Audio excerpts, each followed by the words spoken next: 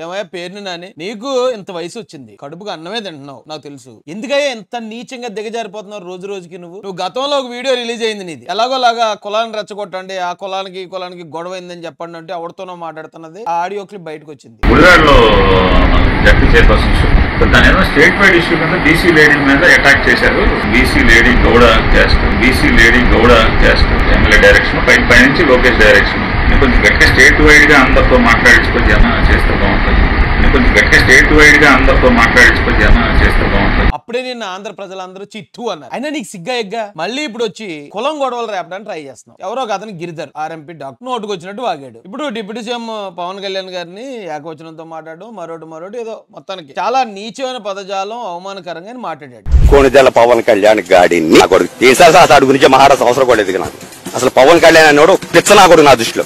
మాట్లాడినప్పుడు జన సైనికులకు కోపం వచ్చింది, కంప్లైంట్ ఇచ్చారు. కంప్లైంట్ ఇచ్చిన పోలీసులు సరైన చర్యలు తీసుకోపోవడంతో వాళ్ళు ఏం చేశారంటే వెళ్ళి 2 లెంపకాయలు లాగి క్షమాపణ చెప్పించారు. ఓకే, రాజకీయాల్లో తిట్టుకున్నప్పుడు యువతలో తిట్టినప్పుడు అవతల కోపం రావటం ఇవన్నీ సహజమే. కానీ ఇందులో పేరుని నాని అని కూడా ఎంటర్ అయ్యాక ఆడు వచ్చి రావడంతో ఏమన్నాడంటే, మా పేరుని నాని అన్నయ్య ఒక రజక కులస్తుడిని మీరు వచ్చి ఇలా కొడేస్తారా జన సైనికులు అన్నాడు.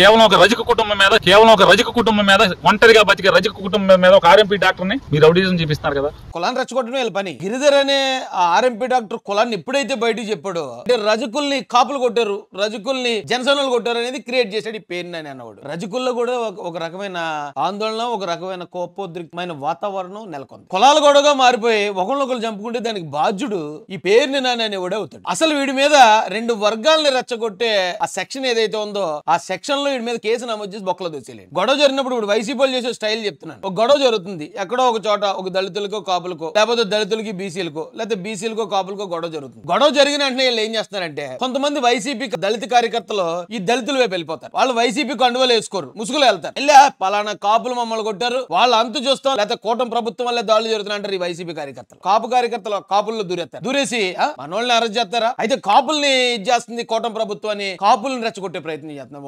అమ్మ ఏమి తెలివితేటలరా బాబు, సినిమాల్లో కూడా పెట్టలేదు ఇలాంటి. అంత గలీజీ బిహేవ్ చేస్తుంది వైసీపీ పార్టీ. ఇప్పుడు 2 కులాల మధ్యలో గొడవ పెట్టడానికి ఇంత పట్టపగలు నిర్భయంగా ఈ సైకోనా కొడుకులు ట్రై చేస్తా ఉంటే వీళ్ళ మీద కేసులు పెట్టి లోపల దూయడానికి ఎందుకంటే ఆలోచిస్తారు? 2 వర్గాల మధ్య విద్వేషాలు రేగేలాగా, 2 వర్గాల మధ్యలో గొడవలు వచ్చేలాగా ఏ ఎదవ బాగినా ఆ ఎదవ గులాబ్ జామ్ అయ్యేలా కొట్టి వాళ్ళు తీసుకెళ్లి బొక్కలు వేసేయాలి కదా. స్థానికంగా జరిగే గొడవలకి కులాలకు ఆపాదిస్తుంది. అందులో మొట్టమొదటి పేరు నాని అనేవాడు. అంతకుముందు అలా కులాల గురించి మాట్లాడి మళ్ళీ ఇప్పుడు కూడా వచ్చి కులాలను దీనికి కులాలు కొట్టు చచ్చేలా చేస్తున్నారు.